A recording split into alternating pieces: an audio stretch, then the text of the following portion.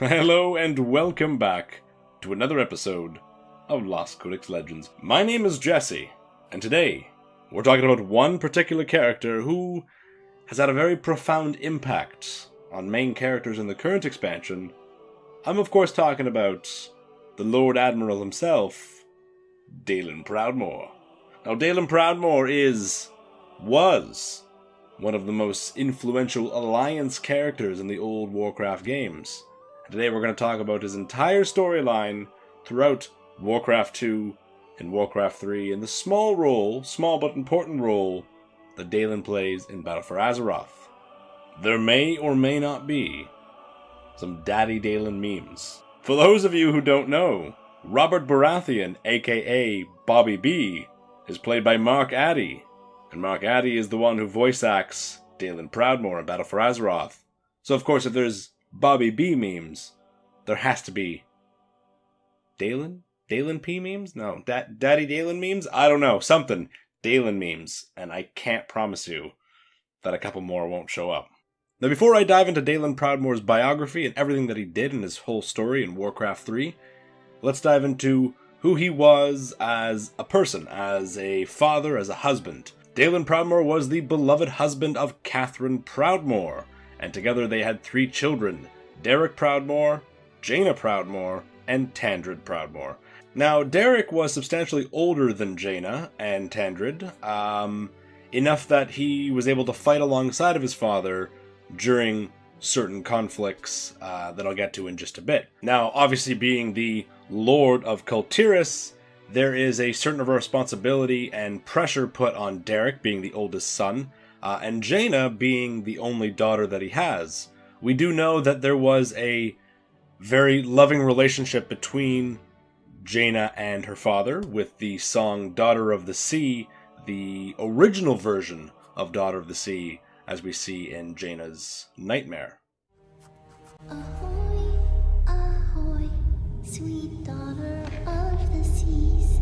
Ahoy, this child be mine. The Admiral's will, his whole entire world, for as long as stars do shine. Promise you'll come back? I'll weather every storm if I know you are waiting for me. Time to go, Jaina. I love you, Papa. Come topside, sweetheart. A little quick fact about the youngest son of Dalen, Tandred was initially not canon at all. Well, he started off as canon in the RPG, then was destroyed from lore because RPG was considered not canon except for certain parts, but Metzen said that Tandred was definitely not canon, and then Blizzard turned around and recanonized him, which is fair because it is their story, it is their lore, and if anyone can pick and choose what to canonize and what to decanonize, it's Blizzard. And given that Jaina never had any contact with the people of Kultiris, there was no need for her to mention her brother over the years, so it makes sense. So we have Derek Proudmoore, Jaina Proudmoore, and Tandred Proudmoore, and Dalen's wife, Catherine Proudmoore. Now, Dalen Proudmoore's story starts in the Second War. Obviously, Dalen had some sort of childhood. Dalen grew up in Tirgard Sound, grew up in Borealis. We don't know much about his younger days, before the Second War. We don't even know much about the First War. What we do know is that Dalen Proudmoore was the Lord Admiral of Kultiris during the First War. He was the Patriarch of the House of Proudmoore, alongside the House of Waycrest, Stormsong, and Ashvane.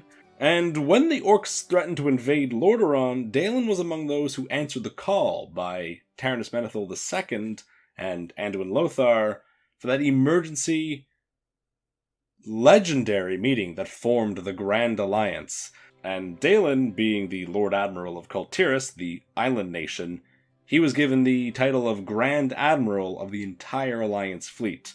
Lordaeron had its ships, presumably Gilneas had its ships, Stormwind had very little ships at this point, and of course Kultiris had the best of the best. Under the control of Dalen Proudmoore, the Alliance Navy moved to intercept the Horde fleet near the island of Zul'Dare, which is located in Barradin Bay, or near Barradin Bay. It's not actually in-game.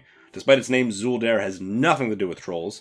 We don't know why it's called that, but This island, or rather the intercepting of the Horde Navy here, happened just before the Battle for Hillsbrad, which is one of the most iconic first battles of the Second War.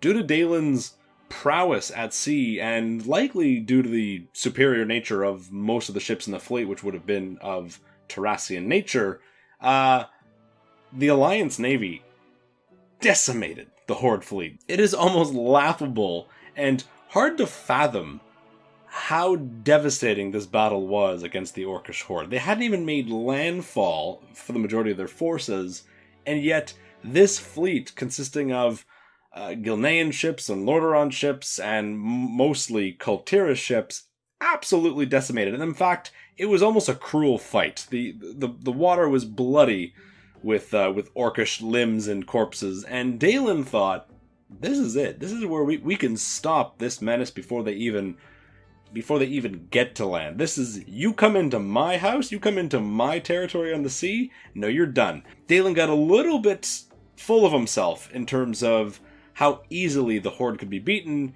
and the Horde come in and prove them wrong. Unbeknownst to Dalen, or really anyone in the Alliance, the Orcish Horde had enslaved red dragons. They threatened to torture Alexstrasza, who they had prisoner, and because of this, the dragons were forced to do the Horde's bidding, and the dragons were the perfect weapon to use against the Alliance fleets. And so Dalen was forced to retreat as he had no means to combat these dragons. Dragons being used as a weapon against wooden boats is not a fair fight. No matter how many Tide Sages bless your ship, Dalen's fleet, or any Alliance fleet for that matter, couldn't really compete, and so Dalen was forced to retreat. Later on, Dalen finds a way to combat the threat in the form of the Wildhammer Dwarves. The Wildhammers, led by Kurgan Wildhammer and his Griffin Riders, show up and are actually able to stand toe-to-toe or wing-to-wing with the dragons. They might think smaller griffins against dragons.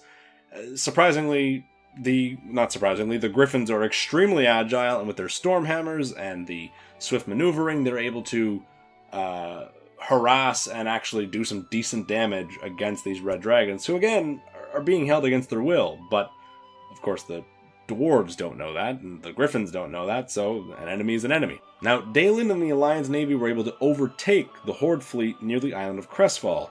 Crestfall was actually one of Kultiris' many neighboring islands, one of their territories, but was occupied by the Orcish Horde and used as a naval base. As you can tell in this picture from Chronicle, the battle for Crestfall did not go well for the Horde. The red dragons are prominent here in this battle, and the Wildhammer dwarves have improved their tactics over the course of several battles, and now are able to repel the dragons even more. Now, if you thought the battle for Zul'Dare was a resounding victory for the Alliance, it is nothing on the battle for Crestfall. The Orcish Horde was decimated in this battle. It was absolutely obliterated. Chronicle Volume 2's description of the battle for Crestfall is an absolute gore fest for the Horde. Thousands upon thousands of orcs are launched into the water, their ships sinking, them either drowning or dying from cannon fire or pistol fire or any kind of fire. And although they did have the dragons, this was not a victorious moment for the Horde. Now, however, despite winning this battle and it being a tremendous success for the Alliance, this is where Dalen Pradmore suffers one of his greatest losses. In the Third Fleet was the commanding officer Derek Pradmore, Dalen's oldest son, and unfortunately, the Red Dragons completely destroy the Third Fleet, and Derek with it. Derek dies here during this part, and there's some descriptions of how he dies, whether he's fully incinerated or, sees only fire and then blacks out.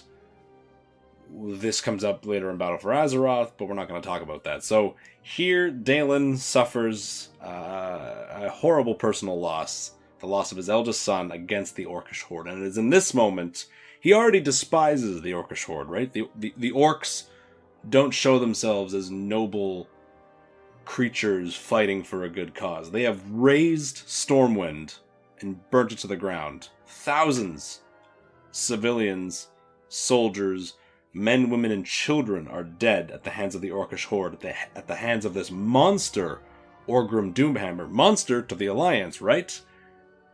Dalen sees that. Dalen sees the ferocity in which they are fighting here at sea. They are using dragons. They don't know the circumstances of behind it, but if Dalen knew that they were torturing dragons, well, that's another reason to hate the orcs. And now on top of it all, they've killed his son. So this is a defining moment for Dalen. This is where now he is vindicated. Now he is justified in his hate. Everything that he saw the orcs as has been validated. They are truly monsters not welcome on this world. In the wreckage of the Third Fleet, he doesn't find his son or many survivors, but he does find agents of Aiden Perinold, who were sent to aid the Horde, and these guys are proof, evidence of Perinold's grand betrayal to the Alliance when he helps the Horde. So Dalen takes them prisoner. After the Second War, Dalen is present at the meeting in Netherguard Keep and informs the Alliance army about the Horde's movements when they're looking for the artifacts, when they're looking for different artifacts for Nerzul's secret evil plan. Later, he's present in Stormwind after Stormwind's been rebuilt when Arthas becomes a paladin.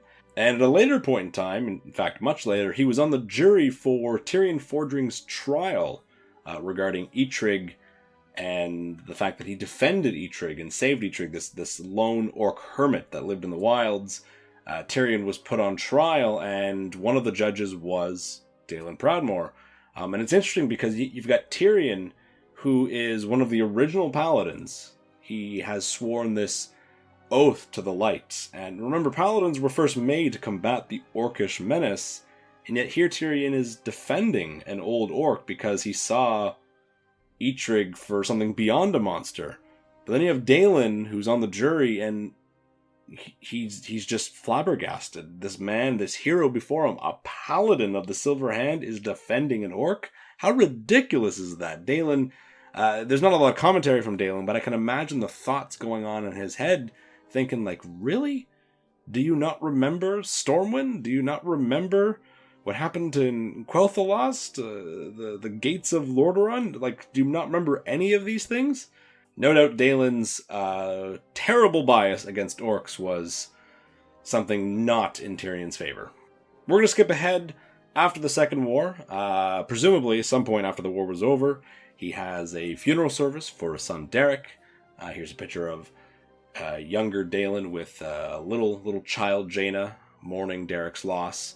And even years after the Second War, he remains true and loyal to the Alliance and Lordaeron with his fleet, defending the oceans, hunting pirates, doing what sea boat people do best. Now, because he is one of the major leaders of the Alliance, he allows his daughter Jaina to study abroad, to go to Dalaran to study under Archmage Antonidas, the leader of the Kirin Tor and leader of Dalaran. Lady Catherine, Dalen's wife, has to convince him to let Jaina go and study outside of Kul Tiras, especially after losing Derek. Dalen's a little bit protective, but off she goes to study in Dalaran, and that's where Jaina's story begins. Now, of course, during this time, Thrall has freed the orcs from the internment camps, and Thrall wants to go west, and so he steals several ships from South Shore. Dalen no doubt hears about this and gathers a small fleet and chases after them. No doubt, had Dalen and his small fleet caught up with Thrall and the ships that he had stolen, Thrall or Grom wouldn't have made it to Kalimdor. But fate had other plans, as a storm arrived, scattering both Dalen's fleet and Thrall's fleet. Now, several of ships from both sides crash-landed on a set of islands, and that's where Thrall meets the Darkspear, and some of Dalen's forces attack. But Dalen escapes that situation and at some point returns to Kul Tiras. There's a point when Lordaeron and Dalaran have both been destroyed and Dalen receives news of it. He's absolutely mortified because his daughter was in either Lordaeron or Dalaran, both of which are gone. So you can imagine the fear and the horror at which not only is he unsure whether or not his daughter survived amongst the thousands of rotting, undead, lifeless zombies that are now roaming the land, but both of which were his allies during the Second War. He knew the people of Lordaeron, he knew the people of Dalaran, they'd all worked together, and both of them had crumbled into nothing. So Dalen is now one of the strongest and most prominent forces in the Alliance, because he still has his fleet, presumably some of Lordaeron's fleet, but all of Kultiris' fleet, and he heads across the ocean. At some point before he heads across the ocean, when the Third War is at its highest peak, Bolvar Fourdragon sent his daughter Talia to live on the island of Kultiris to escape the danger on the mainland. He sent her to live with the Pradmores, and Dalen himself chooses Cyrus Crestfall, one of his most trusted knights, who, as far as we know, has no connection to the island of Crestfall, to be her guardian. So Talia is a ward for House Pradmore and raised by Cyrus Crestfall, chosen specifically by Dalen Pradmore. Now, at some point after chasing Thrall and Grom and getting harassed by that storm, Dalen returned home to Kultiris, and he rallies the fleet and he goes to Kalimdor to search for his daughter and to search for survivors. There has to be survivors. When she did flee across the ocean deep, the Admiral followed west. What else but sail to save a daughter's life and pray just a regret. And when he arrives, he notices that the humans are fairly close to Horde territory, and he knows what kind of monsters the Horde truly is. After all, he had seen all of the horrors that they had committed during the Second War. He begins to raid and assault coastal settlements of the Horde, and they fight back, but they also retreat to Theramore. And there he enters the city of Theramore and finds his daughter, Jaina, accompanied by Rexar, Rokan, and Chen Stormstout. Now, Jaina tries to explain to her